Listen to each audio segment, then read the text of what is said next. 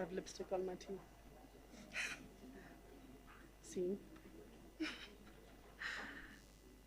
Good evening, everyone, and welcome to the latest installment in our series with ABSA, and more importantly, the Foundation's first in-person dialogue in almost 3 years. I didn't even know the term in-person 3.5 years ago, and now it's very important to know if something is in person or not. My name is Natasha Ali, and I'm the acting CEO of the Oliver and Adelaide Tumble Foundation. By way of a bit of background, ABSA and the Foundation have been dialogue partners since 2015, and through our partnership, we've tackled topics on various social ills facing the country, the continent, the world. And not to give too much insider information into the cutthroat world of dialogue development, rife with espionage and sabotage and things like that, but usually how we go about developing our dialogue topics for the year is that we sit together at the beginning of the year and we look at our priorities and goals of the respective organizations and we see where we overlap for that year. Do we want to tackle gender more? Would we like to tackle food security more? This dialogue, though, happened slightly differently. We sat together one day in winter this year, and when I say sit together, I was in my home office, Viva was in her home office, and Kyaki was in her home office in the Eastern Cape, because that's how you sit together. And we decided to just have a chat as we usually do, and we were catching up, and we were talking about the country, and we suddenly all felt so desperately sad and dejected. And I shared a story of how a few weeks earlier, I'd woken up to a notification from the hardest working app in the country, Eskom's Push.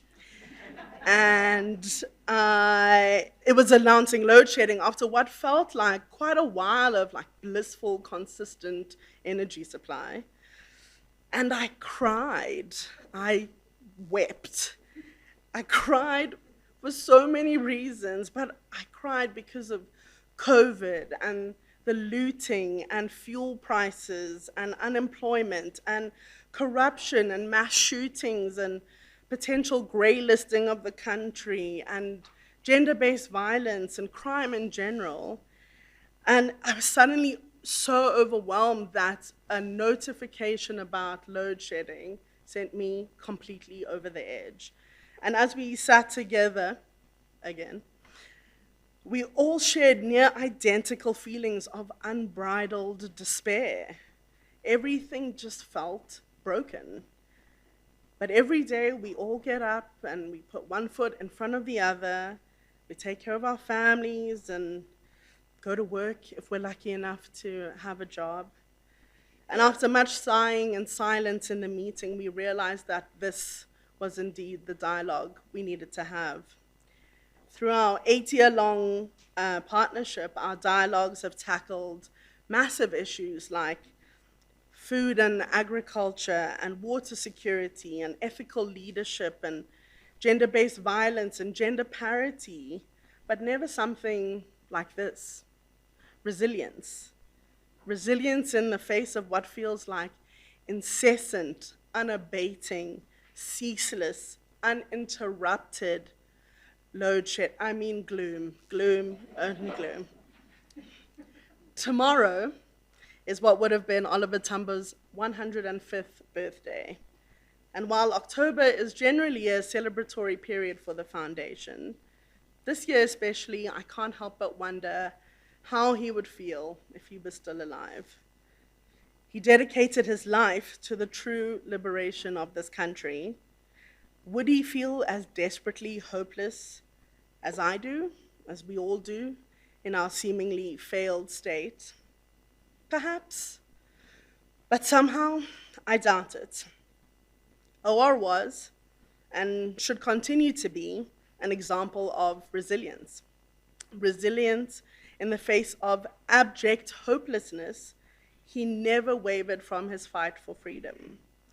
So tonight, while we tackle top questions like what the likely impact is of all this negativity on our country's psychological and social well-being, or how should we expect this to manifest itself, perhaps we can honor OR's legacy and celebrate his birthday by exploring how we collectively strengthen our resilience to mitigate psychological and socioeconomic threats, and why it is every single one of our responsibility to do so. To quote the esteemed almost birthday boy, it was as if every gigantic step forward started with a setback. Or to look at it differently, every setback was countered with a big leap forward, end quote. So perhaps this is our era of setback. And this evening, with the help of all of you and our esteemed panel, maybe we can put in some steps for what will be, hopefully, our gigantic leap forward. With that, I thank all of you for taking the time to join us, both in person or online. And I hand over to our discussion facilitator, Dr. Terence McNamee. Terence is a specialist in development, governance, and security issues with broad international experience in policy advice, public diplomacy, communications, research, and writing. His bio is so long, so I'm going to stop there. But I want to thank Terence for facilitating the discussion, the entire panel, my team at APSA, and all of you. And please all put your phones on silent, you know the deal. It's not in your house anymore. And if you would like to post about the event, the foundation's handle across all social media is @Tumbo Foundation, and the hashtags for tonight are Tumbo Dialogues and Tumbo Month. So over to you, Terence. Thank you.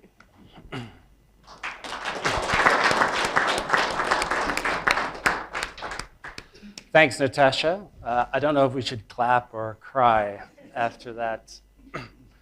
Really a great honor to be back at Gibbs. I haven't been here in a while, and to honor this, moderate this incredible panel. I just wanted to ask the audience before we get started in the dialogue, is there anyone here that is not taking strain at the moment? Anyone? Okay, that's what I thought, which is great, because we are all in the same boat. And I think that can really help us sort of moving forward.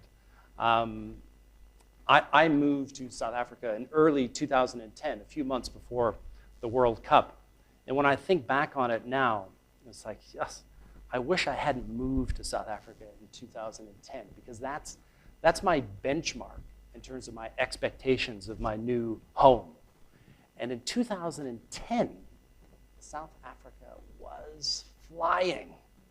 People were coming from all over the world, myself included, not just for the World Cup, but for the exciting opportunities that were here.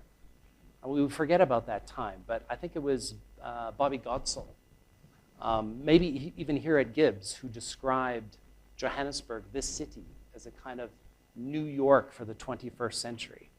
How could we forget, world-class African city, all of that kind of stuff, that momentum. When I first started making South African rands in 2010, of course, I'll never forget what the exchange rate was when I started making rands. I hate to remind everyone, but it was 7 to 1 US dollar. And of course, I thought that was the normal, in terms of going forward. I blithely assumed that this was just normal. And of course, in retrospect, it wasn't. And very soon after, things turned. 2012, we had Marikana. 2013, the Gupta's landing at Waterkloof. And then bang, we were smack in the middle of this very deep crisis. And it was a crisis of misgovernance under the former president, Jacob Zuma. Now we had a reprieve of sorts. Ramaphoria, Tumamina We had some very welcome changes in government. But those raised hopes. That moment was fleeting. You know? It was short-lived. And I don't think we ever had that substantive, meaningful catharsis after the nightmare of the so-called 9 lost years of Zuma. And what replaced that crisis of misgovernance was something that was even more devastating for us. And we're in it right now, and Natasha described it perfectly without using the phrase. And that is, we are in a crisis of hopelessness. And here is where we are. And, you know, in the material for this event, you mentioned Ukraine and the war. And I think it's useful to draw a comparison between Ukraine and South Africa right now. Now, none of us, of course, would want to be facing aerial bombardment or getting our schools or apartment buildings taken out by unmanned drones.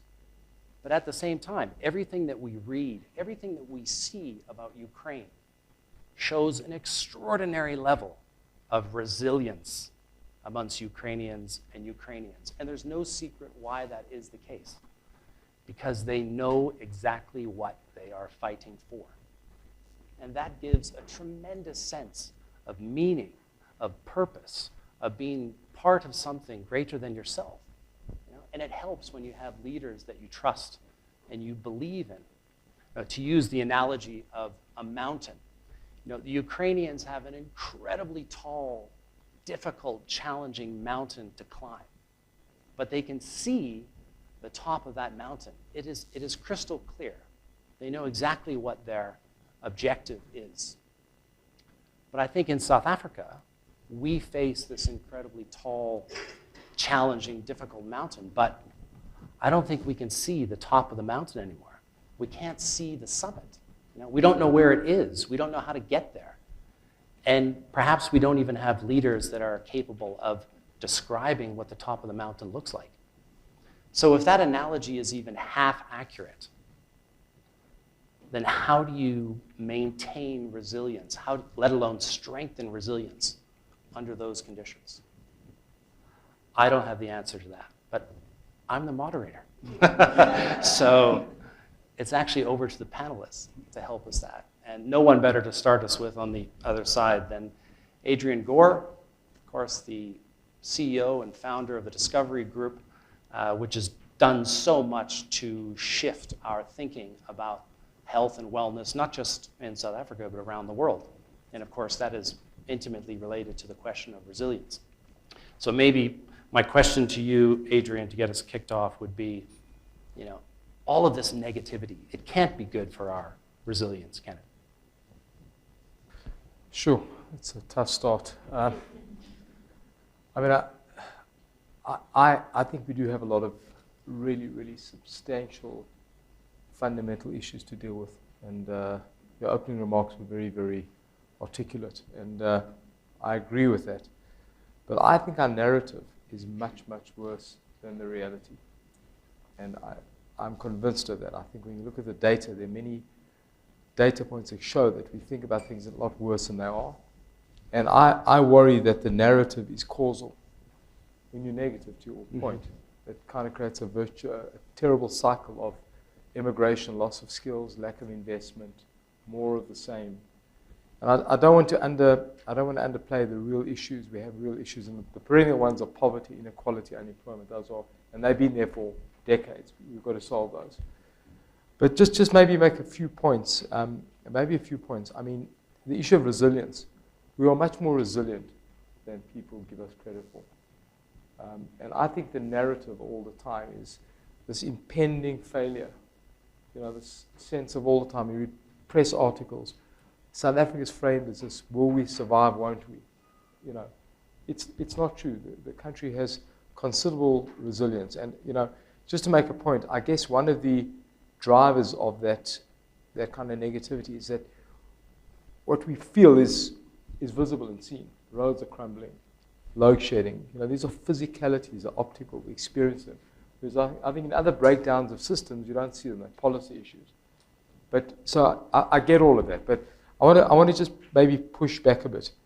Firstly, the economy is quite resilient. To talk about the issue of resilience, we are, if you look at the economic growth, and we're growing way too slowly, and we've got much poverty to deal with. But the truth is the economy is resilient, but we keep underplaying that. So when COVID hit, every journalist spoke about the economy is going to take 5-10 years to recover. The reality, the economy today is as big as it was just pre-COVID. If you look at the data, it's quite remarkable. The other point is it's resilient in the sense that you look at what happened in the Ukraine, to your earlier points. Our economy's fared well. We've got commodities that, the Russia and the Ukraine now don't export, we can. So there's some kind of built-in resilience in the economy. So it is remarkably resilient, and I think we don't give credit to that. The other point is I think the economy is quite sophisticated. To make a point, what's happening in Ukraine is absolutely tragic, but I'll give you one statistic. It's interesting. I mean, Ukraine, being brought to its knees, created a food insecurity across the whole world. It's a massive place, the Ukraine, right? But I don't know if you know this, the South African economy is twice the size of the Ukraine economy prior to the war. And Gauteng itself is, our economy around this building is the size of the Ukraine. I don't think people realize how big and sophisticated the economy is. So I'm not for one moment kind of negating the negativity. We're all experiencing what's going on around us. The crime. I've been mugged right outside this building on a run. At gunpoint, my cell phone was taken. So we all are party to this. But I guess my thesis is I believe the narrative is causal. I think the negative narrative is getting us into difficulty. And the reality, and I've got many examples to show you, is much better than how we think about things. And I think it's problematic. I'm being controversial to get, I hope you allow me a bit of latitude. I'm probably going to offend everyone. But this view of the romantic past is not true. If you go to the newspaper cuttings and you go and see, we've never thought of ourselves very highly. There'll be moments in time when we have the 2010 World Cup, wherever there's a flashpoint, we have to solve it, and we get there, we realize the magic of what we can do. We become very excited by the potential. But generally, I have not seen South Africans optimistic. And the data we've looked at behaviorally about opinions is that we tend to always be in an extremely declinist mindset. We're declining and things are going to fail. And now more than ever. And I think there's real reasons for it, and I accept that. But I'm maybe starting off the debate on a positive by saying we are resilient. There's incredible potential. What's missing, I think, is the leadership, the ability to frame a future, the ability to give people hope, and the ability to work our way there. And I'm worried that the narrative is kind of self-defeating. I think the biggest thing we need to do is change the narrative. Because I think that narrative drives fundamentals, not the other way around. We are absolutely rooted in this idea that the fundamentals are so bad, we can't change them. Well, we can. So let me kick off maybe controversially. I hope I'm not minimizing or mitigating. I'm talking to the issue of resilience. We're remarkably resilient people. The country is resilient, and we need to know what we stand to lose before we just allow the cycle to perpetuate. Maybe opening comments. That's great, Adrian, and I think it does speak to the research too and the way your mind works. If you become, as one TED talk that I saw about collaborating with your mind, what happens is based on the pictures that go into your mind and the stories you tell yourself. So if we start to tell ourselves a different story, it can become reality. So thank you very much for that, Adrian.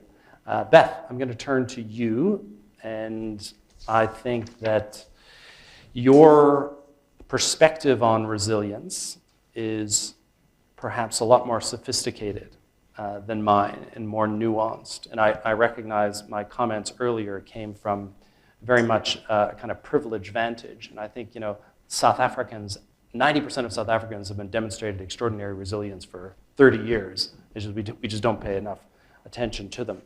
But Dr. Beth Vale, I won't read her whole bio, but she is an applied anthropologist and a public health specialist at Percept, and she is based in Johannesburg, and I'll turn it over to you, Beth.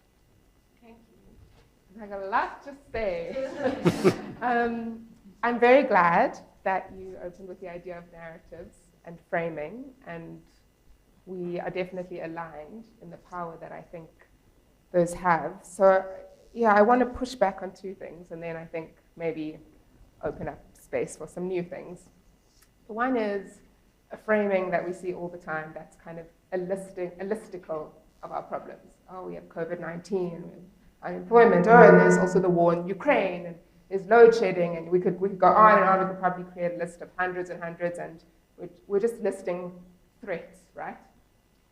And in my view, the only response to that kind of framing is a securitization response, right? You batten down the hatches, everyone gets very afraid, we become very insular and self-interested to protect what's ours, which is precisely the opposite of the kind of frame that I would think we need, which is one of radical imagination and collaboration.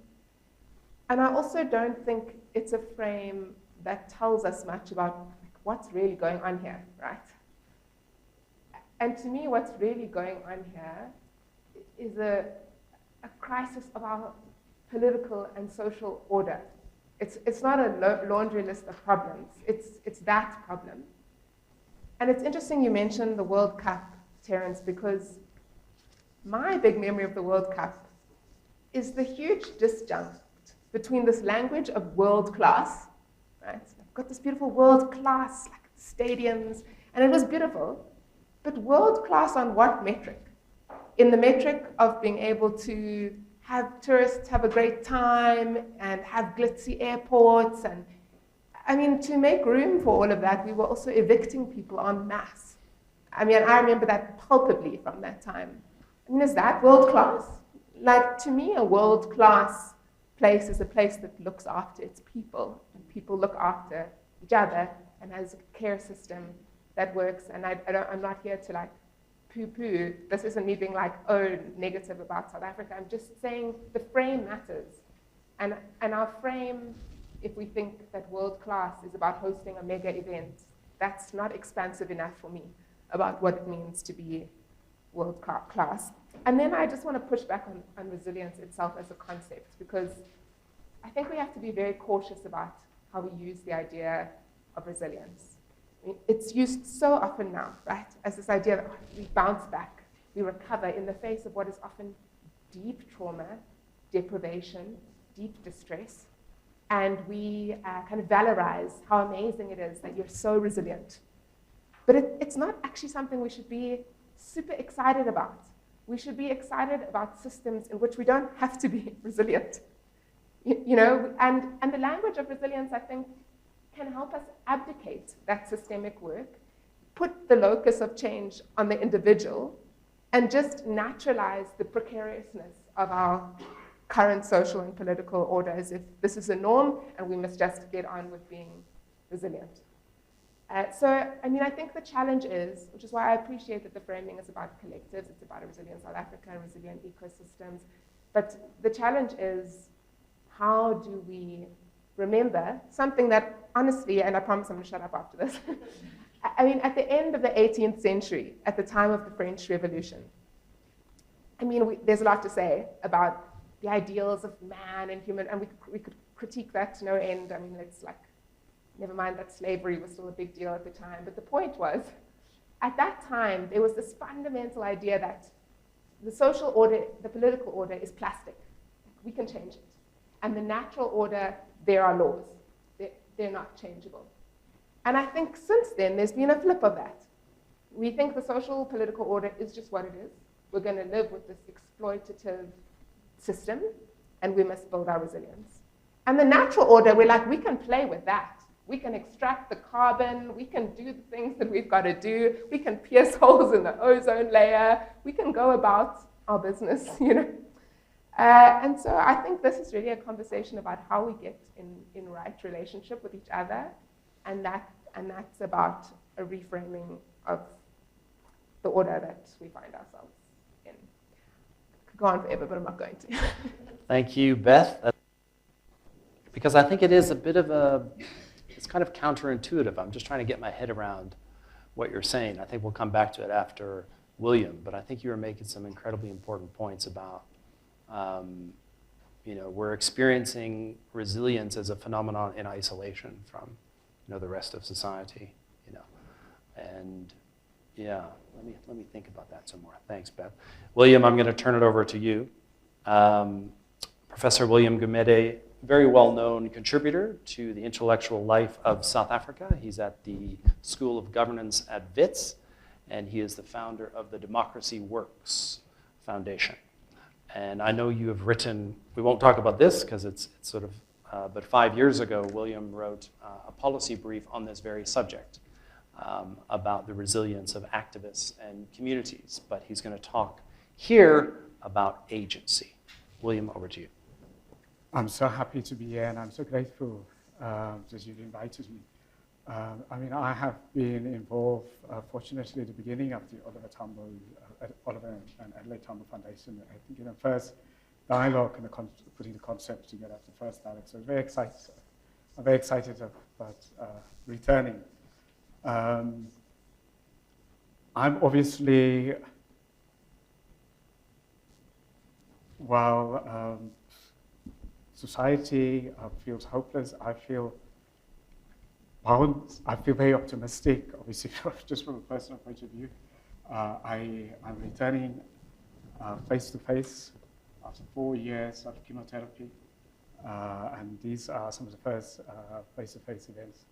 And I started back teaching only a month ago for the first time in class. So I'm very excited about being, I'm very grateful, obviously, being back. I set up Democracy Works. I thought about it in 2012, 2013. I just came back from working at London University for a very long time. And I came back home, and for me, it was important to set up an entity. Essentially, if you go to our website, to build the resilience of individuals and communities. Because the way I look at the world is that states can fail and businesses can fail, but if we can build the resilience of individuals and communities,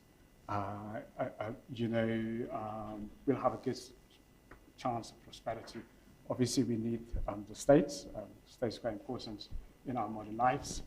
So resilience for me is really important to the point where I set up an organization to do that. And we now are in 10 countries, from Tanzania, Angola to Ethiopia. It's one of the largest foundations on the continent now. And really what we try to do is to build the resilience of individuals now. I'm starting off talking that way because I myself think that at the heart of it all is how do we strengthen the agency of individuals and communities. Agency. And agency is very important in resilience. Now, what do I mean by agency? So agency is to respond to the challenges, no matter the limitations, no matter the resource constraints, and no matter the environment that may be very difficult, and no matter, most probably very important, the limitations of belief systems, and the limitations of culture, and the limitations of culture, and the limitations of the received wisdom that we grow up with. The things we learned as kids in our communities, in our cultures. Now often, and South Africa is a good example, in this sort of state failure and so on, these received assumptions and beliefs in our cultures are often inappropriate to help us to respond. So agency then is to overcome and to imagine, because it's really why in a crisis, whether it is in our individual lives or whether it's crisis in an organization or crisis in states or in a political party or our community, is linked to agency is the imagination, to imagine myself out of the setbacks and out of the crisis that one faces. And that is why agency is so important. Now, the thing where we come from as a country, apartheid and colonialism, what it does is, these are traumas, and obviously the same civil war is also a trauma, some African countries, civil war. And then obviously long-term poverty, unemployment, that's trauma. What it does, it breaks agency and then it breaks resilience. Now, when it breaks that, what it does, it really undermines people's sense of self, and it undermines people's self-worth, self-esteem. It kind of foster inferiority complexes and so on. Obviously, racism does the same, chronic racism, to the victims. So it becomes then important if one reconstruct a society that comes out of trauma, whether it is long-standing unemployment or poverty or our past, is to really build agency, and to build agency is to build that self-esteem and to build the self-worth, so that people begin to get their strength almost from within, so that the circumstances around one's, no matter how terrible it looks like, doesn't become the thing that influence one's decision making. I mean, the worst point, if one doesn't have the agency, and societies that come out of trauma, what it does is often the word is individuals and communities often respond against their own self-interest. So toxic solidarity, people embrace toxic solidarity. What is that? Individuals embrace when everything feels breaking down around them. You embrace maybe groups that you grow up with.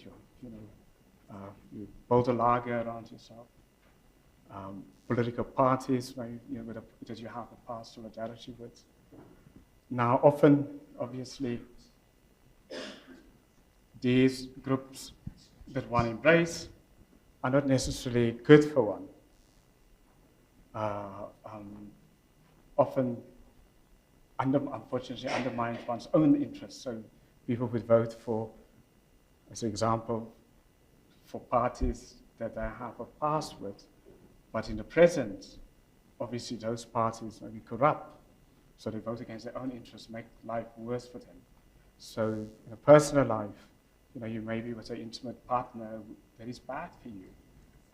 But because you don't have the agency, you kind of hold on to it because it's something you know. And that obviously is not good for you. And that is why it is so important that you deal with agency as a crucial part of strengthening resilience. I even think in terms of maybe that we've gone the wrong way in even building our democracy. What we should have done, and obviously now I'm talking about hindsight, I didn't think about it this week, is that maybe what we should have done is with, in every empowerment project, every business, if you join a business, if you join the state, what we should have done is we sort of strengthen individuals' self-worth and self-love and self-esteem. If you get a grant, that a part of the grant are the responsibilities. When you get a grant, that you undergo training programs, self-love, self-worth, and so on. And that may be more important to build democracy, to build the economy and the organization. Because, I'll close off why it is so important. The thing is, the frightening thing about not having agency is that it is transmitted over generations. So if there's no intervention, it's the next generation. And it's a very interesting research. And for you who are interested, I've written a couple of peer-reviewed articles on it, more on the academic side. And it's a very exciting research coming out of Israel, out of the Holocaust, of how third, fourth generation are, the offspring of people who were who were in concentration camps, they almost behave as if they also were in a concentration camp. That is why it is so important that we intervene really actively to strengthen the agency of individual South Africans.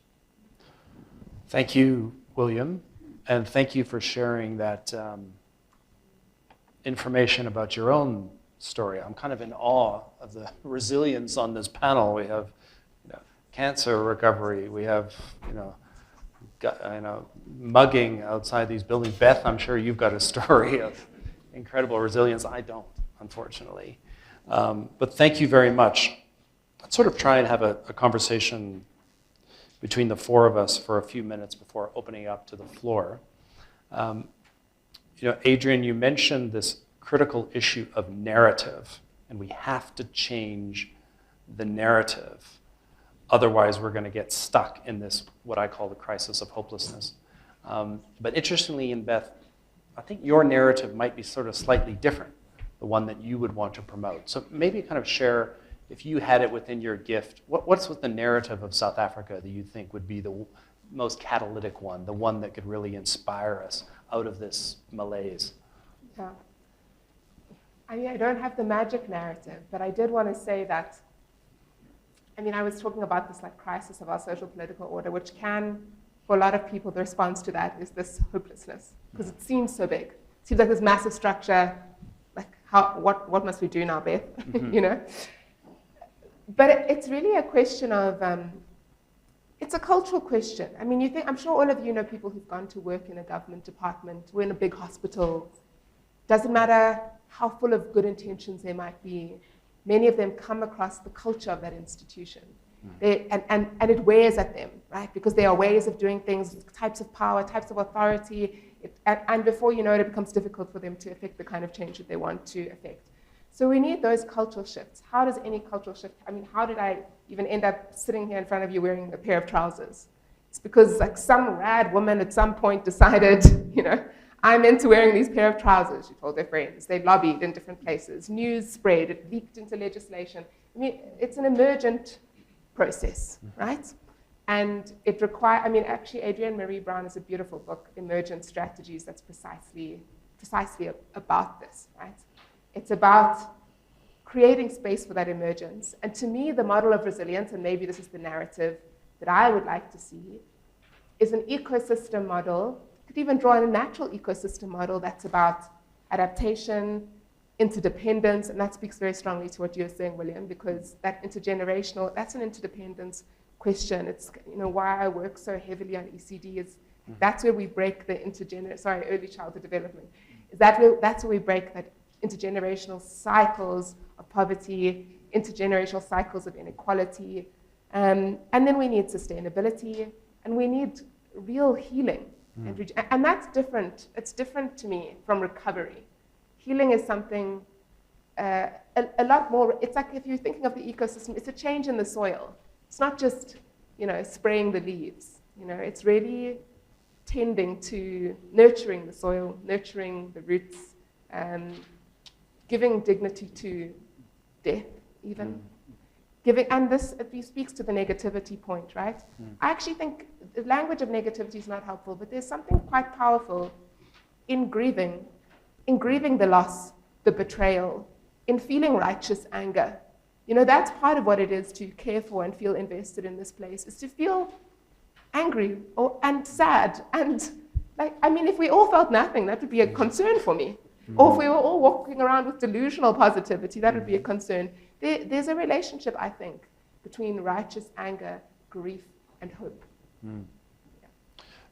Maybe this is for you, Adrian. My sense is, being a foreigner, having lived here since 2010, is that the level of maybe not hopelessness, but resignation amongst friends of colleagues, that we are kind of powerless to change this situation. We are simply disempowered by these sort of political circumstances. We hear the chief of operations of Eskom say with 100% confidence that we're not going to be out of the woods for 18 months ago. 18 months?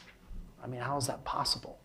I mean, so in this kind of situation, Adrian, how do you inspire people to look at South Africa more objectively, concentrate on the positives, and build going forward?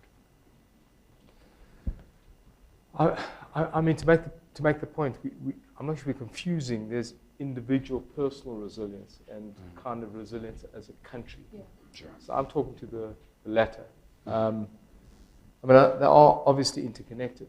You know, if you feel hopeless about the country, probably, but I assume the individual resilience and vulnerability is a personal lived circumstance. It's different to what the country may exhibit. But I mean, the signs of hope, and I'm sure my panelists know more than I do, but you know, the work we've done with terminally ill is that if people have a goal and they have agency in getting there to that point, that's where hope comes from. You know, and I think leadership is fundamentally at a systemic level about giving people hope and vision. Mm-hmm. If they see that and they believe it, and you give them a sense of agency in that, then I think you get a very different result about how people feel about the environment. I think what we have at the moment is there's, as I say, if you look at the data, there are many pieces of opportunity. In fact, in every threat, there's opportunity. In the Eskom breakdown, there's huge amounts of capital moving in. I'm talking at a business level, and you'll see the private sector. So there'll be all kinds of activity happening. But the downside is people are suffering terribly for 18 months for sure. Mm-hmm. But I guess my point is, I think it's unequivocal that creating a sense of hope at the country level is a critical thing to do. It seems to me not debatable. Mm-hmm. And I think that comes from creating a vision, giving people a sense of how to get there, giving them a sense of hope that you can get there. I think even 18 months is not a great result. Mm-hmm. But if you know it's 18 months, prepare for it. You know, we're going to get there. This is what's going to happen. Mm-hmm. I mean, the other point I wanted to, I guess I'll just make is that, and I think you alluded to it, that we are coded for negative signals. I mean, that's how we are. We evolved, all of us, millions of years ago, in a place where threats were physical, right? So we survivors of those people who looked for threats. The ones that were optimists got eaten by lions, you know what I mean? Hey, it's going to be cool here. You were dead in 1 week, right? We are, and if you study evolutionary biology, and you may know this stuff, that we coded for negativity. We coded to spot threats, right? And so we are inherently negative. So when you lay out our evolution, it's just a series of negative things, from HIV, then to crime, look at the countries, then to labor issues, then to Eskom, then to COVID. That's how because we're seeking negative signals. You know, it's a real problem. I think, and I hope it says with utmost respect, people who've suffered from a potential terminal illness have a different sense of things when they realize there are positive things out there. And I think that when you look at the world today, we don't have physical threats. Our threats are systemic threats, the breakdown of systems, governance, corporate threats, Eskom. These are systemic issues. And systems, and Harari writes a lot about it, I believe it to be very correct, is that systems need trust, positivity, feedback loops. So to run a positive system, a company, a country, requires leadership that creates trust and feedback and positivity. And I think we've got the exact opposite. We've got mistrust, layers of negativity. So I'm being long-winded. I guess I'm making the point that I think hope at the country level comes from vision, positivity, feedback, trust. And I think that filters down to people getting a sense of hope. And I think that's about leadership. It doesn't resolve the individual resilience of people's lived experience from poverty, from illness. That's a different issue. But at least it creates an environment that they feel there's a sense of future. And so, just to bring it together, I'm very, very, very, very committed to a sense of kind of an activism. I think the more hope you have, the less tolerance you should have for incompetence, for bad governance. It doesn't mean, to a point about naive optimism, it should be, I'm really pissed when things go wrong because I can see the potential. So I'm advocating for a leadership and a style of positive narrative, raising hope, being honest about weaknesses, and driving people there. I think that kind of harnesses the resilience. It doesn't deal with the individual struggles that will always be there, but at least it helps. And we've got to get out of the cycle of layering over one negative signal to another, and that's our history. It's not true. There are a million things that happen to you. I was mugged out here. But I've had some great runs out here as well. That I've had one a day, so I've had 1,000 in the last 3 years with no money. You know? And I do it every day because the trade-off is good. You know? So I'm not simplifying. I think, you know, my fellow panelists are much more cerebral about the issues, but I'm stuck with the leadership. Not just government, business as well. We have to do a better job. Thanks, Adrian. William, do you have responses? I mean, what inspires me really is meeting people with the kind of resilience on a daily basis. It's absolutely inspiring, and also, I mean, people starting. In the non-state, all of the activities is going on. So, I mean, there's a lot of positivity in the non-state, and even within the state. I mean, yesterday, I spent some time with the COCTA, the Department of Local Governments, and so on. And I, obviously, you would think, and I thought, that, well, you know, most of our municipalities are failing, and so on. Really, that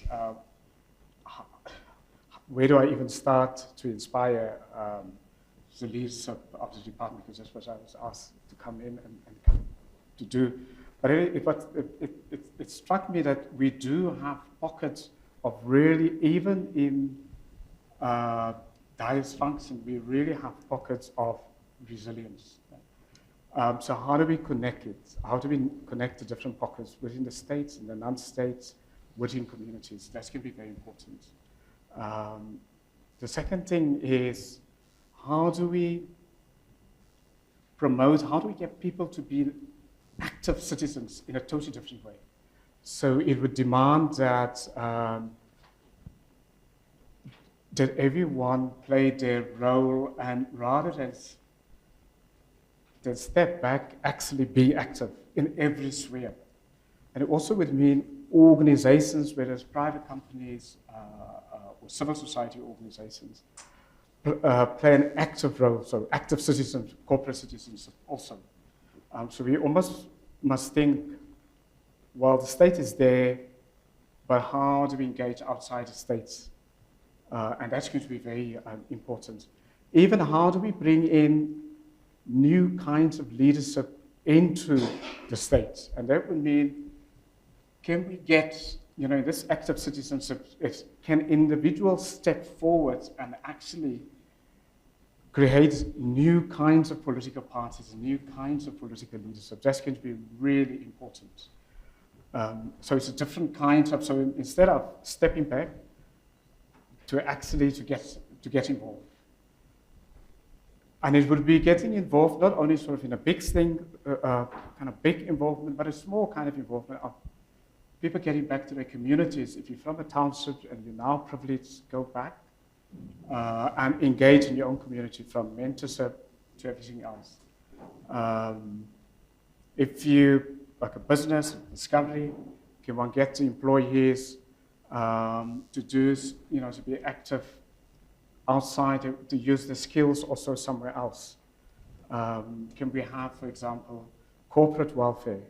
And what do I mean by corporate welfare? Where corporates, in this crisis where we find ourselves now, do much more than social responsibility.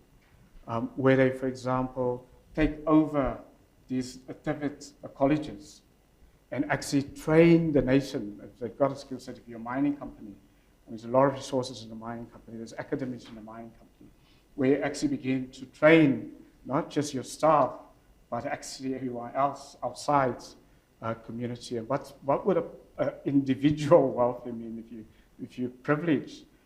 You know, can you get your skills out there to the community? Your presence in a disadvantaged community obviously starts where you come from, and so on. So it's a different form of active citizenship. Now, we normally think about active citizenship in the political sphere, but we now have to build resilience of our society and of individuals and communities. We'll have to look at active citizenship now very, very differently. Thanks, William. Before I turn it over for some questions for the audience, I'm just going to go back for one more round with the panelists. But I wanted to pick up on, Adrian, when you were speaking about leadership. I always found that, there was this discussion about, oh, South Africa is in such big trouble once Mandela goes. And I always thought, well, he's just a human being. He's just a person, He's been out of the political sphere for a long time. But then when he left, he's no longer around, Tutu is no longer around. And I find this really difficult in the sense that the kind of reference points for the country's better angels, I don't know where they are. They just don't seem to exist anymore. And I think we have to find those to get that inspiration. I know that's a big macro picture in terms of leadership. But again, to go back to Ukraine, Ukraine is a totally different enterprise in the absence of Zelensky. History was totally changed by this person. And I think this issue of leadership and how do we find it and how do we celebrate it, how do we bring it out, whether that's at the community level, so in other words, starting to champion all of these unsung heroes in South Africa who toil in disadvantaged communities and are incredibly heroic, but we have no idea who they are, as well as kind of the emerging leaders. How do we do that? Adrian, you had the Leadership Summit, which is something that obviously was meant to kind of celebrate and reify that. How do we do that? How do we sort of champion leadership? Well, I think it's difficult. I think Zelensky is remarkable, but I think when you have a war, you have a focal point and you have a pressure point, and someone will rise to that. Our difficulty is like death by 1,000 cuts. It's a seeping decline sense of that, and it doesn't evoke the kind of leadership that suddenly comes to the fore. In fact, it's fashionable to be negative. I'm an optimist, and I hope not naively so. People think I'm a fool. It's much classier to be a pessimist. It's much more sophisticated. I promise you. I feel like you're an idiot if you're saying this stuff. So it's problematic that I think the risks of coming out. When as a war as hard as it is, I'm not drawing a parallel. What happened in Ukraine is remarkable, but there is only one response: fight back. The natural response here is to embrace the negative and to. I speak to a lot of political parties, the opposition, the governing party. Their basic manifesto is how bad things are, and we'll do better than other guys, rather than saying, there's potential here. Look what we can do. I think the Madiba magic of the Rainbow Nation. I think that sense of being special. It was intangible. I think we had that sense of it. How you capture that? I'm not sure there's one style to do it. But I do think it requires someone standing up or however doing it. I think it could be structural. I think business has tried to do that. We've done that in the vaccine with government. I think we collectively did a good job. We didn't bottle that enough to show that can be done. But we're trying to replicate that with government now and across a number of, Eskom is one of them, the power issue, roads and rail. We're trying to do the same kind of thing. These are systemic issues. But you're dealing with a deeply coded issue of people seeking negative signals, and you need a leader who can evoke the hope. And I don't know, but I'm not sure it's all that way, because I think we are, as a country, we are resilient more than people think. So I think we'll keep in a messy way moving on. But my hope and prayers are that we can turn it a bit and make it fashionable. I find that South Africa still has not shouted nearly enough about its scientific community and COVID. I was speaking to someone who was on my boys' school quiz night thing, and he happened to be this very prominent epidemiologist in South Africa. And he said that the South Africans were on the phone with Fauci like every week. They'd have a weekly call. It was just kind of extraordinary. So how do we not know that South Africa was right at the top table internationally throughout this whole crisis? Anyhow. And Beth, so where in your framing of resilience, where does kind of leadership fit in?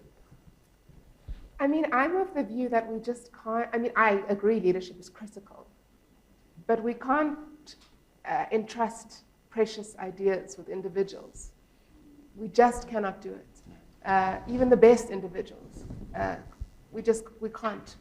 So we need, unsurprisingly, because this has been we need to embed cultures of leadership, that no matter who steps into a role at what time, the culture of leadership is there, and that's about a value orientation. I'll give one example, because I know it can all seem very esoteric, but the classic South African problem we're always talking about, is around how do you sustain a business and pay people decent wages? Should people have no jobs rather than jobs where they get paid nothing? Like, this is the kind of dilemma we set up for ourselves. And in my view, it's a false dilemma because it's a dilemma that rests on what is the premise under which we are competing. We're competing over cost efficiency, right? That's where the dilemma comes from, because we have to keep the costs low, so now we're presented with this dilemma. But there are examples of competing over something entirely different. I mean, I was talking to Adrian earlier about value-based care, which is an example of this in the healthcare sector, competing over your ability to deliver value to patients. And inevitably, you actually do reduce costs along the way because all kinds of things that are of no value to patients end up falling away. But there's other examples too, like slow fashion. There they are literally competing over how just is your company. And consumers are buying into that because they've shifted the locus of where value is. Speaking to your point about kind of unsung leaders, I think, you know, the spine of South Africa is really carried by poor and working class women. That's just our configuration. They're running households, they're running our health systems, they're running schools, they're running early childhood development centers. You know, they are doing the things. Are they getting paid for it? Not really. Are we making it sustainable so that they aren't churning in and out of it endlessly because you can't really sustain a job? Also not really. And that's also a question of what we value, where we put value, how we recognize and reward what matters. Important point. William? I think what we need to do is encourage leadership in every sphere.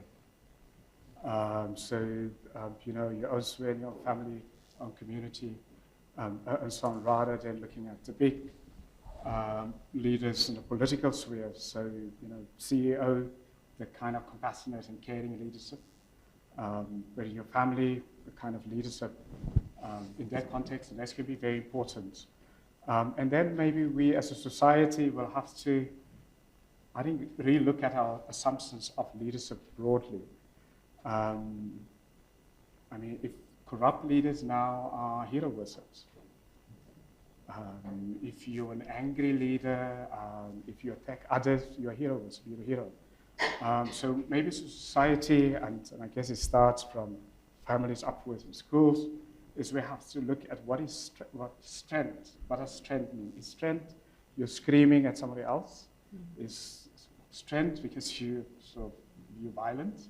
Is strength because you corrupt and can get away with that? Because that's how we, or even strength if you're a CEO and you are brutal to your employees. Is that strength? Or should we maybe look at strength maybe in a feminine way?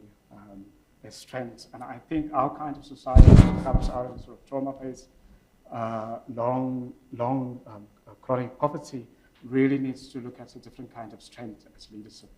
And more what we would normally, traditionally, culturally think of as feminine strengths. But that most probably would be more important, more caring. So strength is more caring, more compassionate. But that is a value change of the whole of society.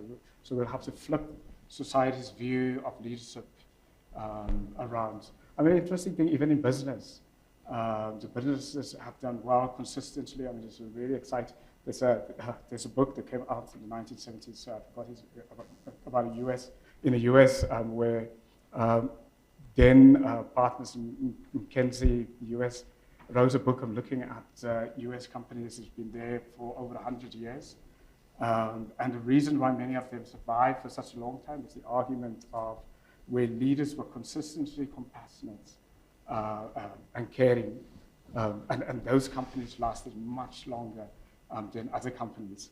Even obviously, so my field really is in East Asia. I ran for decades the East Asian Programs Director of the East Asian Program at the University of London. And I'm coming up with a book on why the East Asian nations have done so well. And for me, the interesting thing has been is a different kind of post-war leadership if one compares in Africa post-war and other developing countries post-war. They had a much more caring leadership and much more compassionate. So strength was looked at as compassion is strength, and if you caring as strength.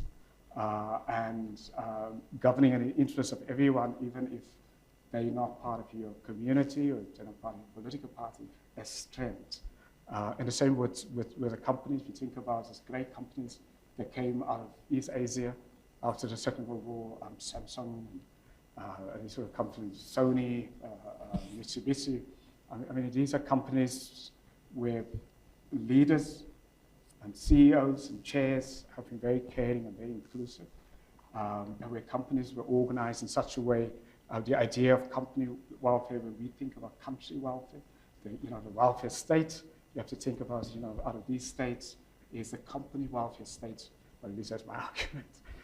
If you look at what these companies have done, I mean, a company like Mitsubishi, for example, has created how many universities, staffs at universities, set up schools, and all of those companies, same with Toyota, and so on. So perhaps that's the way we have to look at the world, where we are as South Africans.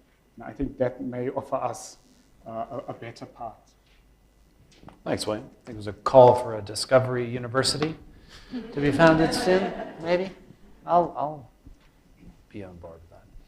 Okay, I'm going to open it up now to questions from the floor. Questions or comments. We've got a good chunk of time. I'll take 3 at a time, and I'll start here.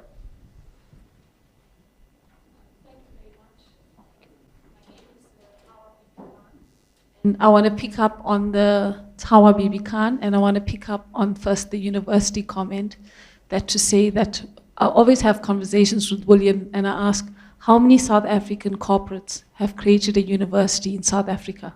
So yes, the Discovery University should be something that gets birthed today, because if you look at Tata and you look at companies in Turkey, Sabancı University, Koç University, etc., our South Africa is an extractive country throughout every sector and strata of the society. The second thing is, when we talk about, William referred to the 3 C's of consistent, compassionate, caring. Now, in Asia, if you take Korea or Singapore, etc., the look of the society is the same. In South Africa, we have this extreme diversity. So then there is a selective application of the 3 C's, if it exists. And then we talk through...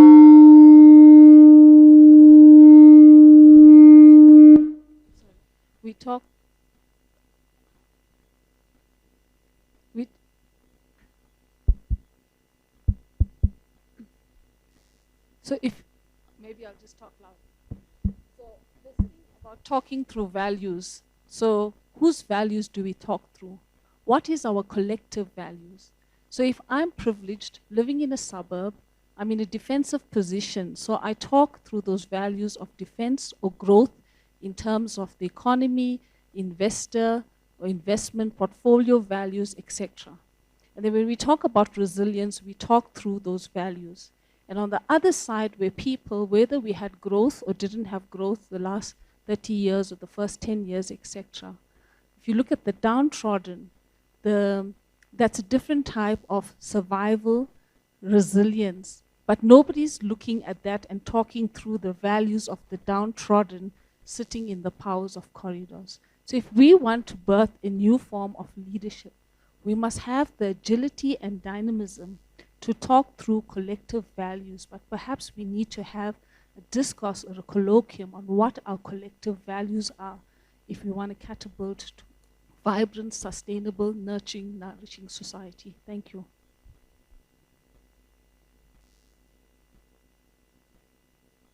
I hope you can hear me. Hi, I'm TD and I'm a budget analyst at Section 27, so I'm in the social development sector. So I'll make a quick comment to say thank you to Beth for talking about the unsung heroes in South Africa, especially with impoverished Black women specifically carrying the burden of care and that unpaid labor. And maybe we should start thinking about what the economy means and redefining that, because just thank you for bringing that point. But my question was at large to the panel. So I really like this panel because of the more balanced views. And one of the things that I guess I'd like to take maybe take that as like a take home and apply it to my day-to-day work, is around the narrative when it comes to resilience. So on the one hand, how do I put it?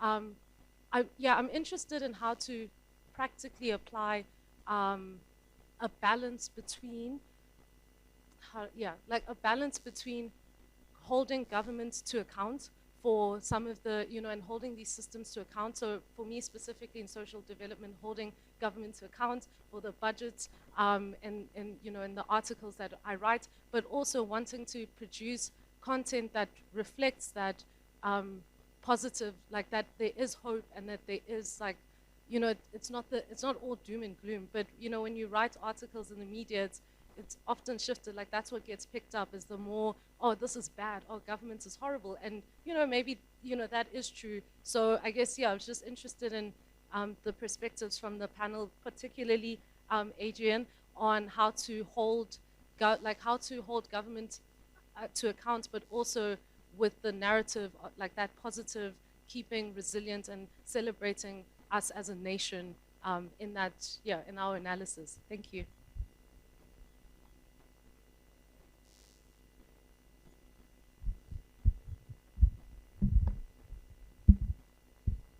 Good evening. I'm a psychologist and also with the Tuli Madonsela Foundation.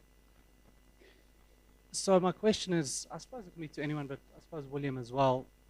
Do you think the issues we're having now are because we didn't have a proper plan regarding restorative justice and how we would go about it from the beginning? Or is it only because we've wasted 9 years? Because, I'm a white South African, I can still get away with not knowing an African language. On a macro level, patriarchal mentalities or attitudes towards race are the same as they were 20 years ago. In other words, if I was working as a psychologist with a patient, resilience begins when you're willing to get out of your comfort zone. When you get out of your comfort zone, that builds growth, and when you start growing, that builds resilience. But either you see a defensiveness to change from the haves, or you see immigration, basically. So, and then from the corporate sector, it's optics or look, we are transforming because we have the right people in the right places. But is the thinking changing? I'm not so sure. So yeah, is it because we didn't deal with restorative, there wasn't a proper restorative justice plan from '94, or was it only because of these 9 years of corruption?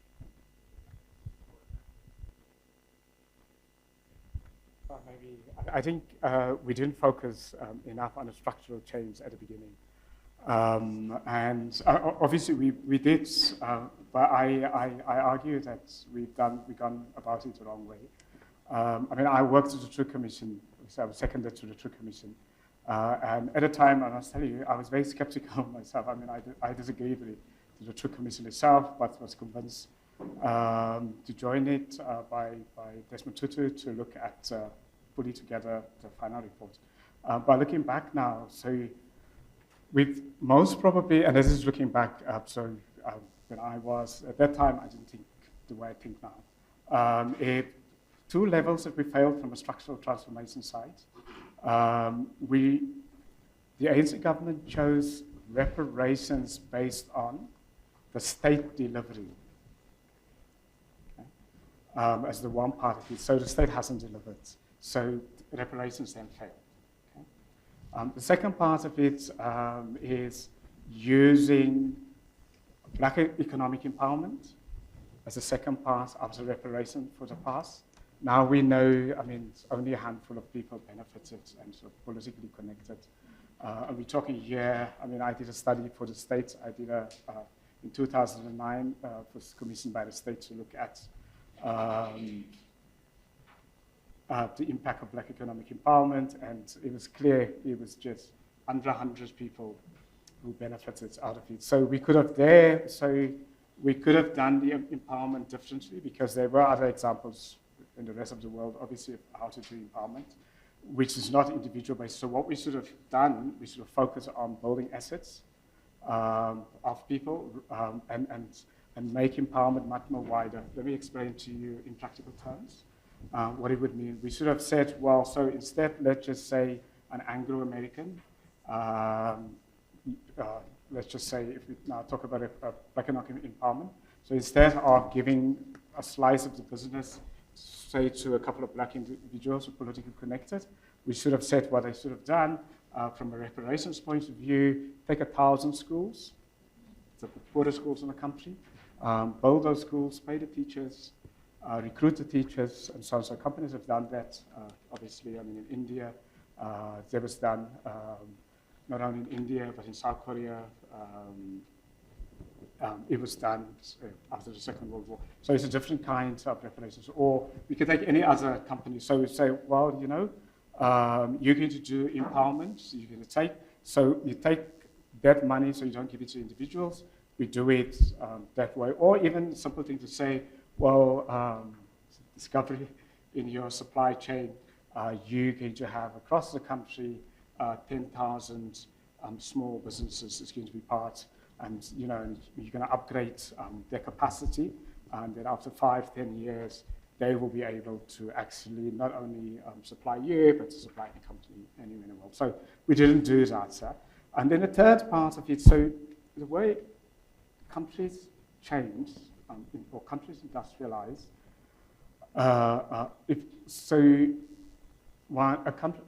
industrialize by creating new industries, you know, building new things. So we didn't make the empowerment program to get black, or let's call it disadvantaged South Africans, to make things that are not made yet, but the world needs. So that's a very important part, because that is what transformed countries. So if you see the countries that have failed since the Second World War compared to the countries that have done very well, developing countries now, you know, also that came out of poverty, is the idea that the countries start to build and manufacture things that they didn't manufacture before, and you go and export it. Now, what that does to a country, it changes a country. I mean, just think about it. So if you start a company and you go export, you go look for markets in the US, or in Europe, or in Japan, and China, you then need to study the market. You need to study the world. So that already begins to change you, who you are. You then have to compete, that changes you. It changes and so on. And then you're going to have to get the technology in order, so that kind of rate. So, you know, it just changes the society, and changes and so on. So, and maybe the last thing, from an empowerment point of view, and I started off with it, is when a society comes out of trauma, it becomes important to deal with the individual, you know, the sense of self, to rebuild that. It's really part of reparations. The idea of, you know, as I say, self-worth, self-esteem, it is very important. Obviously, other countries have done successfully out of trauma, so they've done two things. You know, Japan obviously had a trauma after the Second World War. It was an Asian society, they were defeated in the Second World War. You know, the whole structure, they were humiliated in society. Now, the way they got out of the trauma was two things that they did. The first was this, to decide to build an economy that would surpass or get close to the people that humiliated the US, yeah? So as a collectively.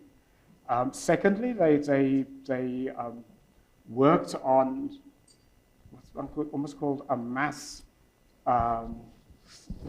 self-esteem, self-love, because, you know, they were humiliated and defeated as a culture, as a society, and now getting people to begin to restore their pride. And interestingly, what they did is fascinating, is they also elected leaders who were slightly different to the leaders who've been elected in Africa and in South Africa. The kind of leaders who almost symbolized dignity and symbolized a sort of emotional maturity and symbolized the honesty. So, you know, so the leaders reflected where the people want to be and where the country is going to. So if you look at our context, so for example, you're going to elect Jacob Zuma as the president, that is not where we want to go to, or we want to be. So you can also make that example, most post-war in other African countries also. Thanks for that, William. Beth, do you want to respond to that? Yeah, I mean, I feel like Adrian may have more to say on this. I mean, the only thing I can say to you is that wow, is this an age-old debate? I mean, like I see the academic colleagues in the room who will resonate with like how long the debate of like the structure agency thing has been going on. Like, how do you reflect how powerfully a structure can repress people's agency while still giving people their agency? You know, they have agency. And there are many different takes on how best to do that. I mean, my solution is that the two are inevitably interdependent, right? Like, I get my agency because of the structures that support me. And structures aren't just like, they don't come out of nowhere, we make them. Now, I always think about, like, we've given the market a personality, but like animals don't have any, apparently. You know, like, it's kind of bizarre. But so we make it, we make the structure. So I think by all means, you know, celebrate ingenuity and collective action and strength, whilst also showing the ways that we could amplify that through systemic change and support. Thanks. There's a question about values and the university, which keeps coming up.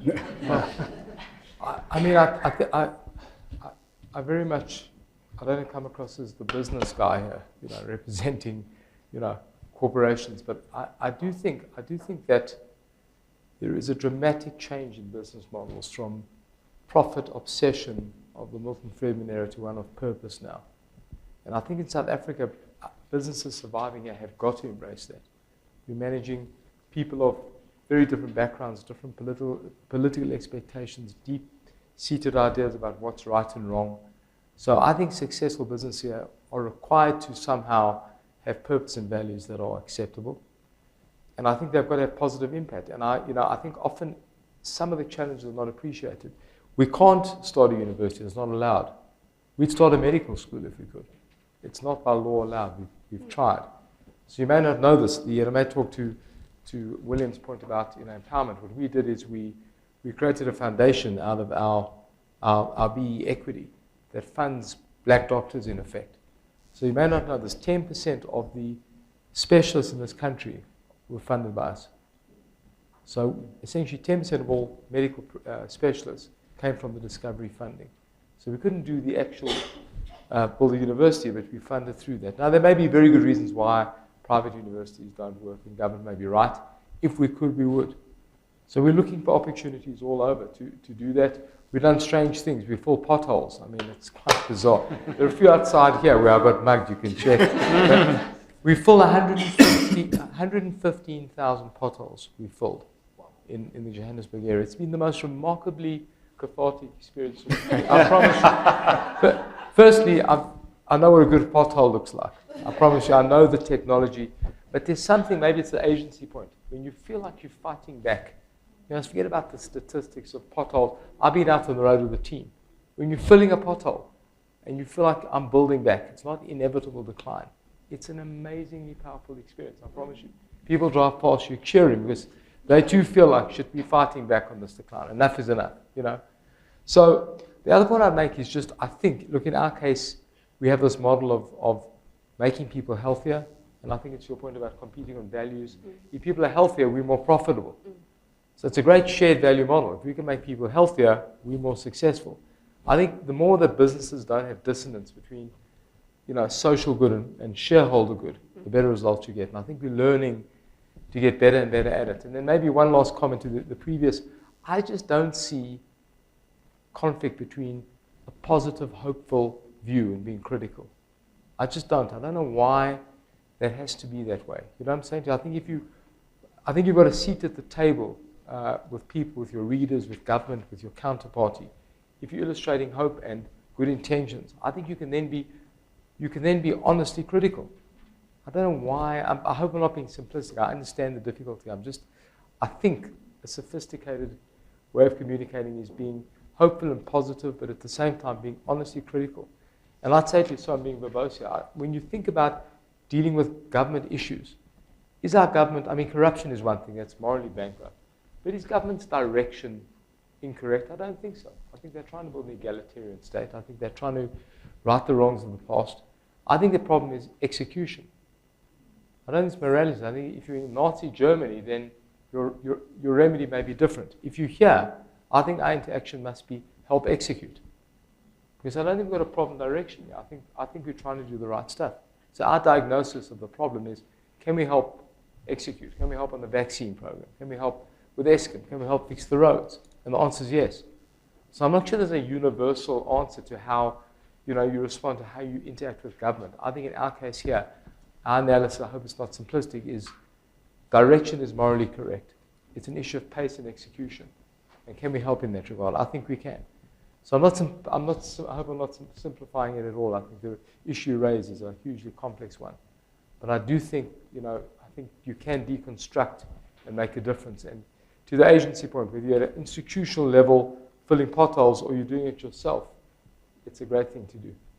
You feel like you're fighting back against the inevitable decline, and it just gives you a sense of agency and unbelievable spirit, Thanks, Adrian. Yeah, the pothole reminds me of the famous Booker T. Washington quote, which was, drop down your bucket where you are. So, questions this side? We'll start at the top then. Yeah, thank you, facilitator. My name is Lungisa Kweta, and I'm just being touched by the issues that have been raised, especially when it comes to the issue of leadership.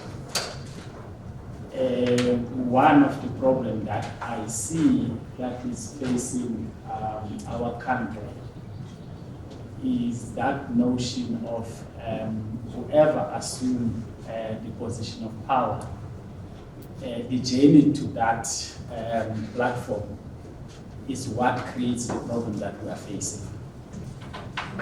Because at the end of the day, what then happens, it becomes a payback kind of a situation. And that is what is killing our country. Two, in that notion of payback, then the sort of skilled people are left behind.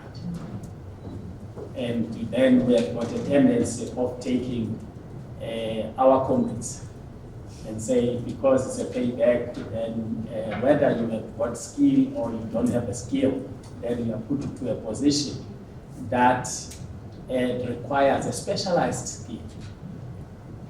The second thing is what the CEO talked about when she was opening this session. She begins to say, if Tambo was still alive, what would he say in the current situation that we're facing in South Africa? You then said, there was a saying that after Mandela has gone and passed, there will be no progress in South Africa. Well, of course, then came Thabo Mbeki, tried to build the economy of the country, and then come the next president, and then destroyed everything that was in there. Which is a serious problem that we're having. Now then they come the sitting president, who then also under the Tumamina campaign, but that didn't move as well. One of the things that I see, which is with us as the people of South Africa, we tend to accept something that is not supposed to be accepted. We cannot be talking about the load shedding for all these years that it has been, and we cannot be able to find a solution to the problem.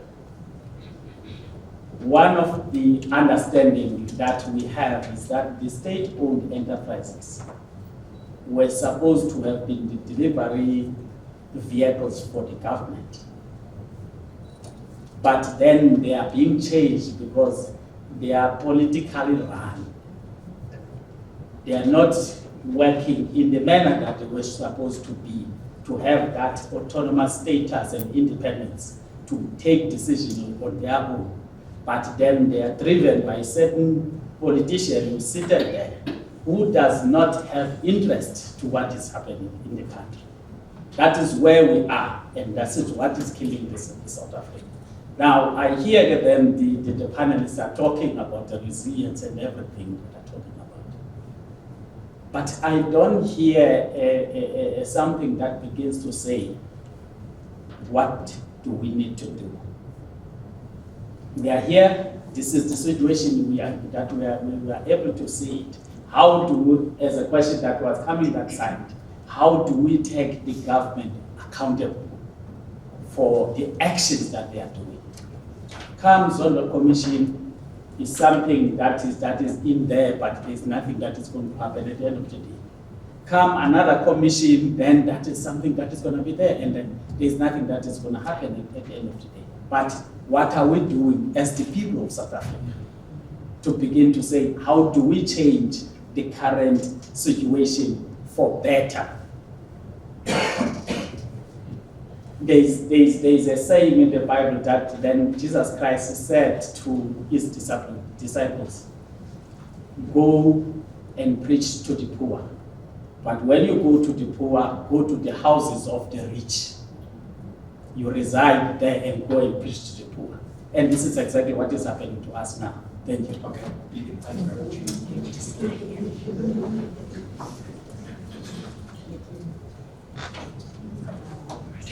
Right. Am I audible? All right. Thank you so much to the panelists and the conversations and the topics that we really touched on. In ways more than one, they were very much inclusive and very much representative, if I may say so. I think in terms of the dialogue and the conversation, what I found to be very important and equally important to note is that such conversation, I think if they were more inclusive in a sense that there is that multi-sectoral involvement to say what is the, if we could have had also in the very same panel, somebody from government, because there's an academic, somebody from the business side, government, media, because when you talk about changing perspectives and narratives, there is the role that the media plays, there is the role that the government plays, the role that the academia plays. So I think if this panel and the conversation in as far as the keynote speakers there would have been more inclusive and multi-sectoral so that each and every sector holds itself accountable to say, if we have the very same conversation next year this time, what would we have to give back, to report back to the very same people that are here to say, as the government, this is what we did, and as far as changing the narrative is concerned, as the business sector, this is what we did. So I think if this, I'll just repeat myself again just to say, because it's more of a comment, not a question, but let us make this dialogues more inclusive in a sense that we include each and every sector, and then we hold ourselves accountable, because as it stands, we might be just talking to ourselves. What about the person who's sitting in government making policies right now? Where are they? Instead of them being here and also listening to the academic side, to the business people, and also coming up with implementable ways that we can actually, do going forward, and we just be more resilient in as far as this topic is concerned. So more inclusivity is very important in such dialogues. Thank you.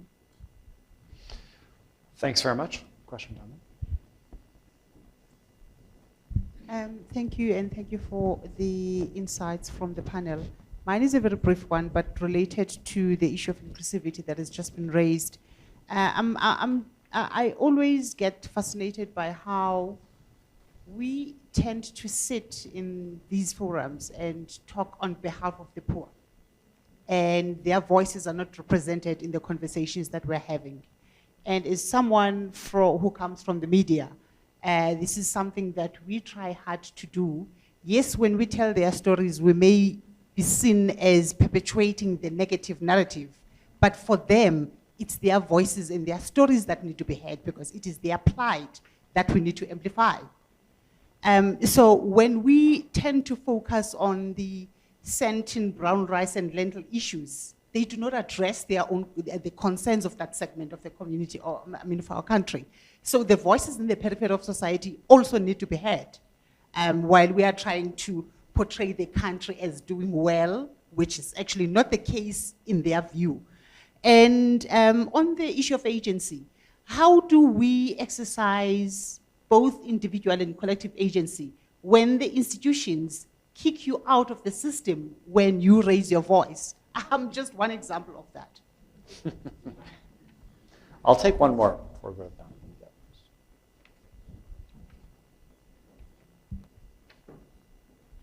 Thank you. I hope I'm audible.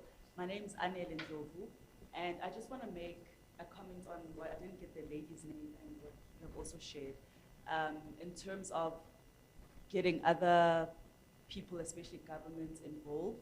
So I run a mental health advocacy group, and this month being Mental Health Awareness Month, I wanted to focus my interviews and my conversations around the role of the public health sector in mental health treatment and management. And I contacted every MEC's office in the country. I contacted CEOs of public hospitals. I live in Maritzburg, and I went to a couple of psychiatric hospitals. I've only done one interview from the CEO of Rahima Musa. She was the only one who was willing to have a discussion with me.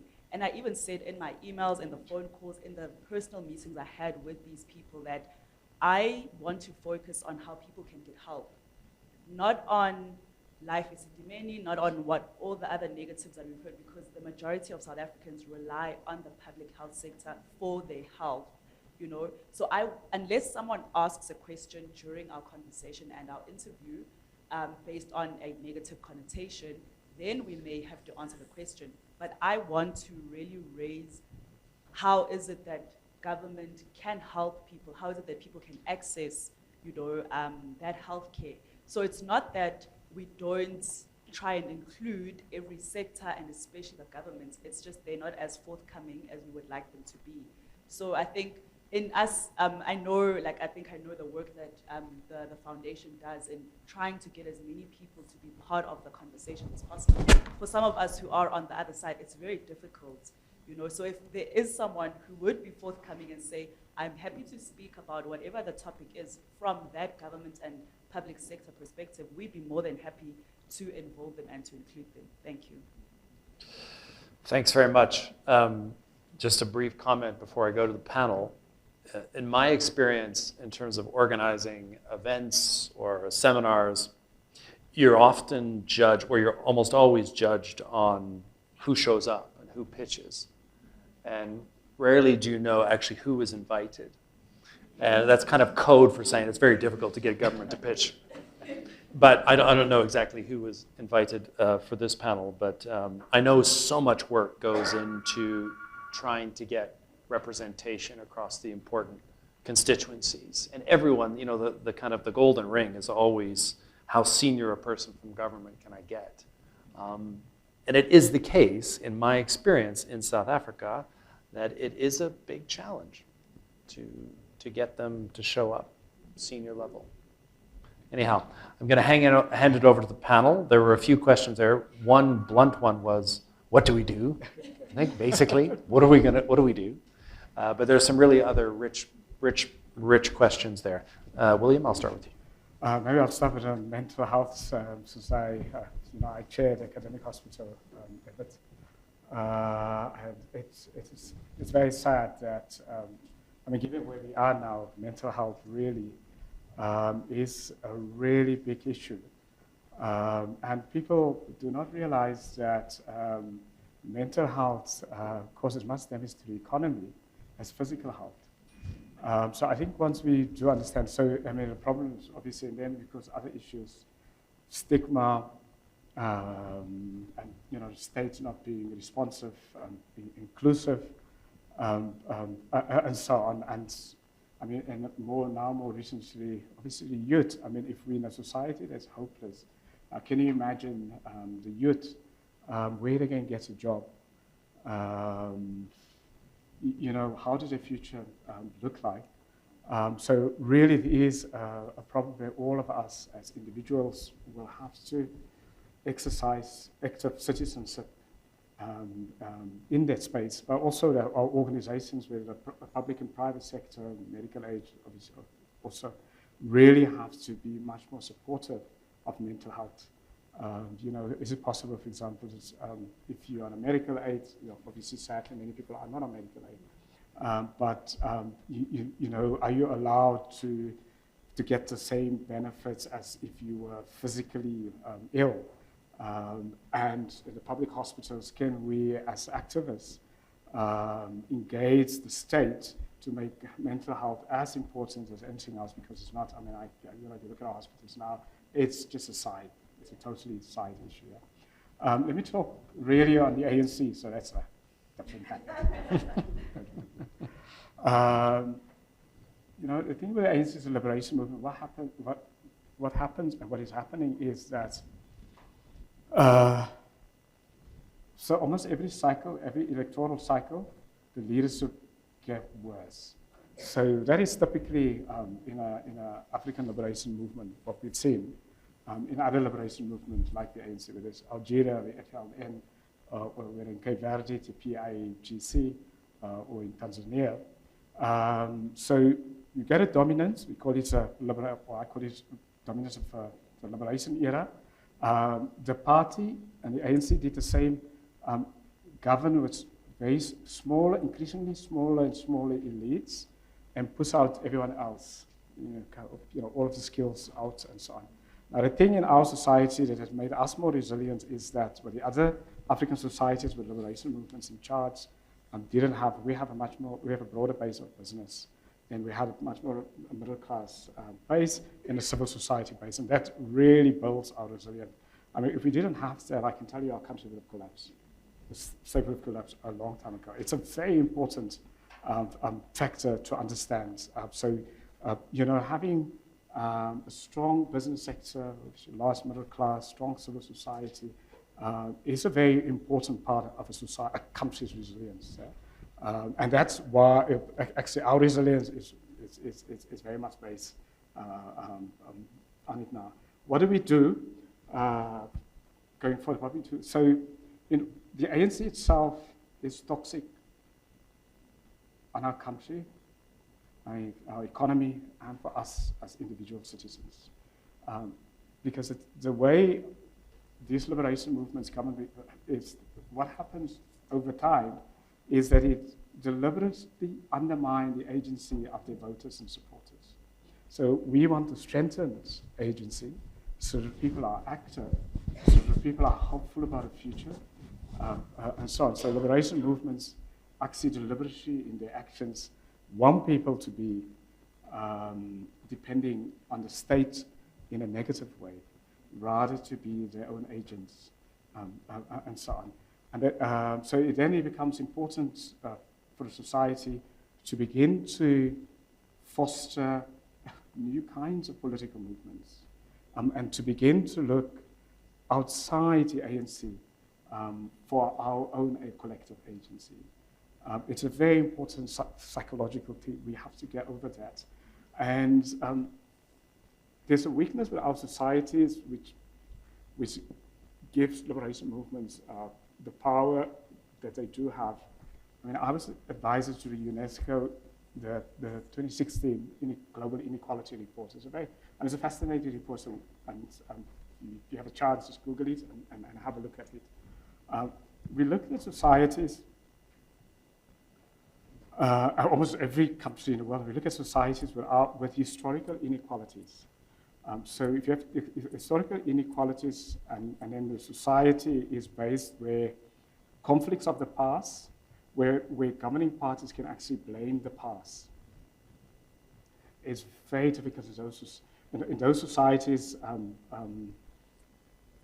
You can become a leader by blaming the past, or you blame the outsider. So people never, or many people, not everyone, obviously, don't vote based on the present and on the future, but on the past. Now it is important to break it, so agency becomes very important. So the agency that we need is for individuals not to vote based on the past, obviously, I'm not saying we must reject the past because the past lives with us in our bodies and so on. Yeah? But the moment of change in the society is when we, as individuals, make our political decisions based on now. A party, a leader doesn't deliver now, I'm not going to vote for them. And related to that is, because of our past, how do we begin to vote on competence even if we can't relate to the competence, whether from a racial point of view, a color point of view, and so on. So it's a very important part of agency. So, you know, because the power is you vote against your own because your own is not behaving in your interests or in your future interests or in your children's interests. So how do we do that as active citizens? How do we, as civil society, mobilize people to begin to think that way? William, maybe just one quick follow-up from me before we get to the other two panelists. When you describe the ANC as toxic and the kind of relative stability that its dominance has affected over South Africa is now waning, so something is going to... Are you optimistic about what fills the vacuum? I'm very optimistic. I mean, I'll just tell you, so the last 6 months, you wouldn't believe it, almost every political party has invited me to address the National Executive Committees, to tell them what's wrong with the society and what's going on. This is the first time it ever happened. Normally it would be business or civil society, but this year, actually, I have actually, and I still have a couple of weeks, got a diary is full. This is political party leadership, so I've almost in every political party leadership. I'm very optimistic in a sense that we are entering an era of coalition politics, and I know people say, well, you know, let's look at the coalitions that haven't delivered to us. We did a study of it, and I led a study, and we looked at coalitions since 2016 only at the local government level. Now, yes, in the media, in the public, the big metros that have failed from a coalition point of view is obviously in the news, but the large proportion of coalitions are actually working.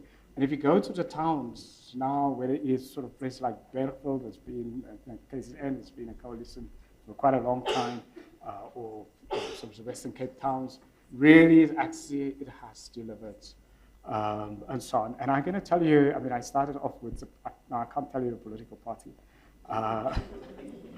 And they asked me, they said, look, you know, we don't believe in coalitions anymore. And I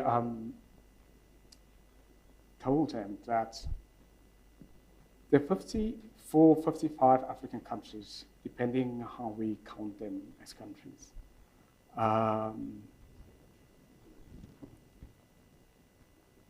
The three most successful countries since the end of the Second World War, most successful.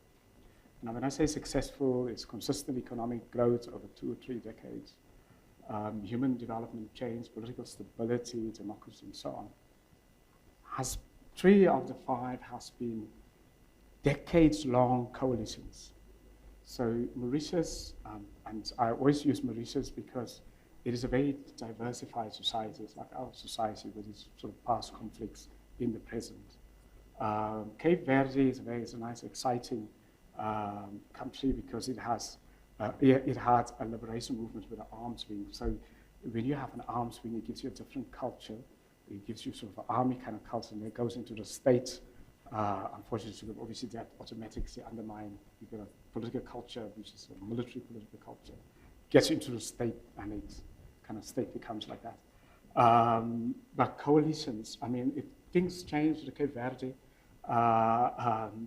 1990, it was 1991, where the ruling party, extraordinarily, the first of Africa's ruling party, the arms wings, actually went into, it was first kicked out and then afterwards into a coalition. So coming back to us. So I think in 2 years' time, ANC will drop, will still be a dominant party, but it will be forced to be in a coalition at a national level and possibly in some provinces.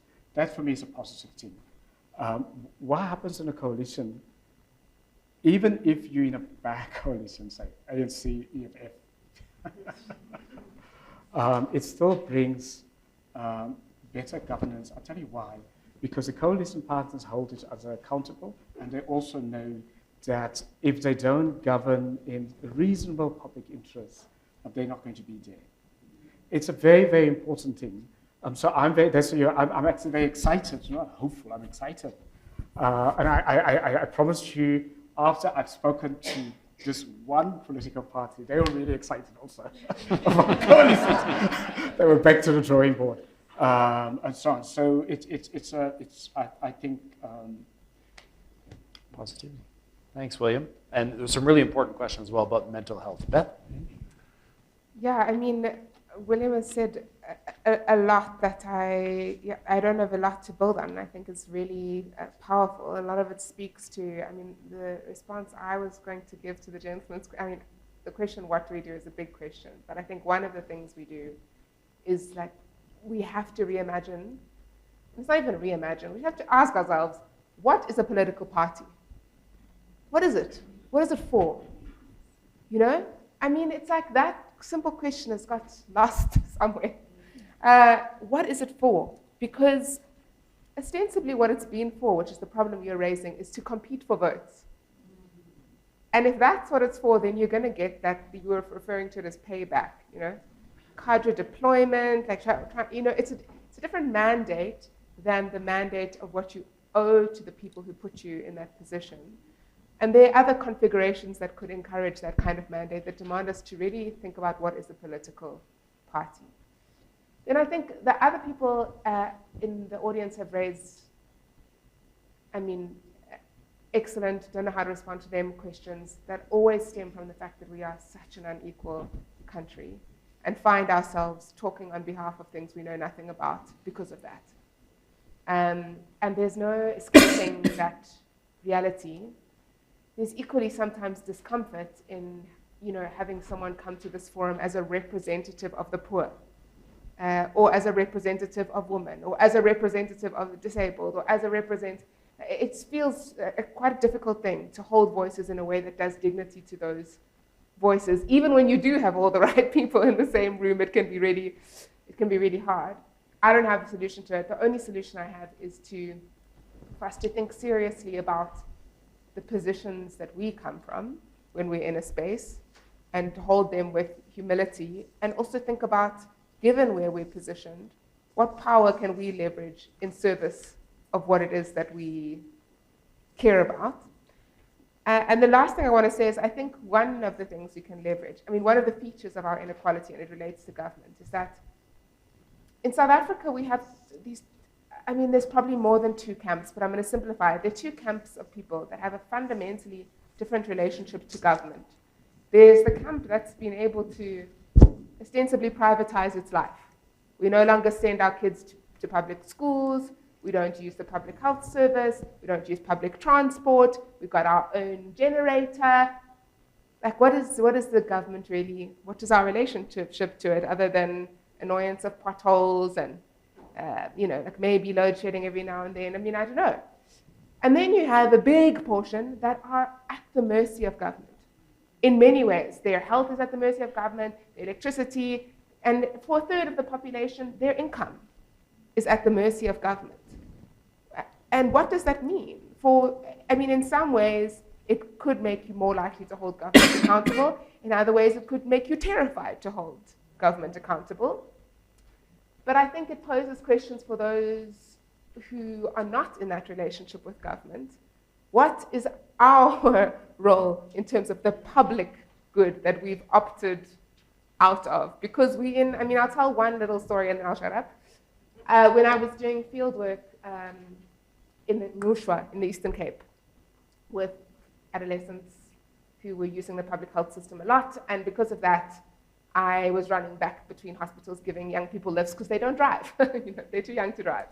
So I went with this one young woman, 18 years old or so, for a regular appointment to visit a hospital doctor, and we had made the appointment. We were there on time. We had traveled from her rural village, I don't know, like, it must have been an hour's drive. I mean, this is another version of me telling the story of the poor, which also feels uncomfortable, but there's a pertinent ending to it, which is that The doctor, we didn't see the doctor. We sat for a very, very, very long time. And at one point, in my naive student mind, I asked the young woman when we left the hospital that day, like, you know, why didn't you say something? Why didn't you say, I've made this appointment, I'm here to see the doctor, where's my appointment? I'm owed this appointment. And she said, if I said that, the next time I come here, the nurses are going to treat me really badly, I'm going to be less likely to get an appointment. And it was an important reckoning for me, because it also shows that there's a privilege also in being able, and it speaks to your point, the risks involved in speaking out, right? You can just get pushed out. So those of us who don't have that same risks have an extra responsibility to do something from our place of safety. Yeah, those are my series of complicated thoughts. I'm sure I'll change them all in 2 days' time because I'm as confused as you. Thanks. Thanks, Beth. Adrian? These are incredibly well put across arguments. I mean, I just maybe I want to respond to the point you raised. I don't want to leave the discussion with the idea that we should be naively optimistic and complicit. I think, to William, to your point, one of the things that has kept us from the abyss is a critical press. And I think the ability to continuously be highly critical is a fundamental issue. I guess I'm advocating for, framing that criticism as to the potential that we could be without that, rather than just the inevitable decline. But it's very important, I think, that the press is absolutely critical, vigilant. That's why we're here still. And maybe the other point that I worry most about is just the one thing that I think differing ideologies, differing life experiences, all of that stuff, I think, is an asset if it can be harnessed by good leadership. But corruption is the one piece that worries me. It is so pernicious. And I worry running a business where we spend so much time inducting people, telling them about our values, the good we're trying to do, etc., etc. You inspire young people. What worries me about corruption is when young, talented people will come into a corrupt organization and work for a corrupt manager. What happens to them? I've never thought, what happens to them? They come in there bright-eyed, bushy-tailed, ready to make a career, and they find their leader, manager, whatever it is stealing money, tells them to not work. You've got millions of people following corrupt leaders. I mean, corruption is kind of addictive. It's transitory. It like moves through. So it's one thing I think we need to rail against. We need to absolutely not tolerate it. It is a pernicious, terrible thing. The other stuff, I think, with leadership, we can harness our diversity. We can harness our different experiences. We must be highly critical as the press.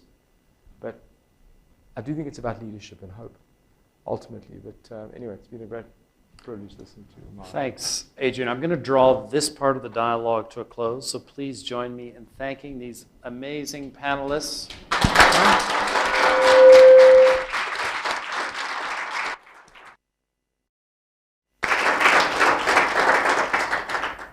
And we're going to end with a few words from our friend from ABSA, sponsor of the dialogue. Now, I'm going to play the foreigner card and excuse myself for utterly butchering your name. Tatya? Anywhere near that? No, but thank you very much. Could you come and get it wasn't very good, I know. 40, that's not bad.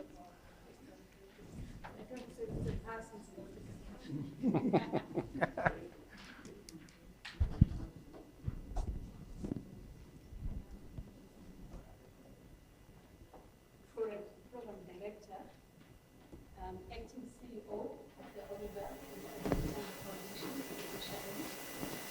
trustees of the foundation, our esteemed and very knowledgeable panelists, distinguished guests, good evening. It is my privilege to have been asked to propose a vote of thanks on this occasion. But before I do that, I just want to respond to a very valid comment that was made by my colleague over there about the inclusivity of the panel. It's a point that is really well made and that we take. I want to assure you that we have been doing these dialogues, I think, for the last 7 years, as Natasha mentioned. It is something that we take really, really seriously. We owe it, to yourselves as the audience to ensure that, the people that we put before you are able to provide a plurality of voices and divergent views. However, sometimes, we do get let down. It's not for lack of trying. Even in this instance, we have invited, I think, 2 government departments, and unfortunately, they were not able to be with us this evening. But, we do take the point, and I can assure you that it is something that we will always consider as we move forward. Now, on behalf of ABSA Group and the Oliver and Adelaide Tambo Foundation, I wish to extend a hearty vote of thanks to our esteemed speakers for sharing with us such fascinating insights. I also want to thank the audience for being so engaging and for being an active part of this discussion. I wish to also thank Terence for ably steering the debate and enabling our panelists to give such thought-provoking inputs on some of the most urgent and pressing issues that confront us today. In convening this dialogue, ABSA and the Foundation wanted to create a platform that can highlight some of the key challenges and opportunities for our society as we respond to some of the difficulties that were discussed here today.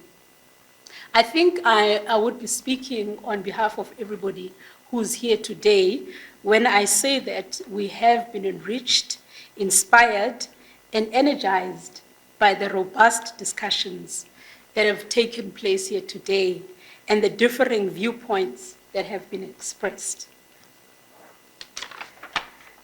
As ABSA, we are indeed very proud to partner with the Oliver and Adelaide Tambo Foundation on initiatives such as this dialogue, which form part of our strategic intent to play our part in shaping the kind of society that we all desire.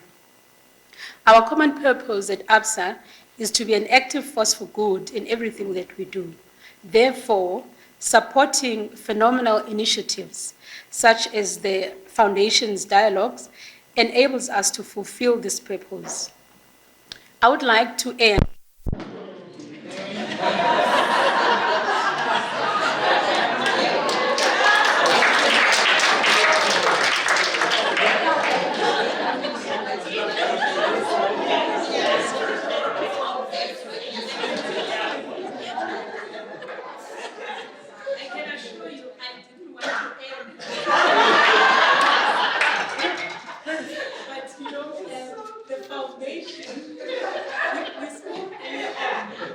about load shedding and how it actually triggered thinking about this dialogue.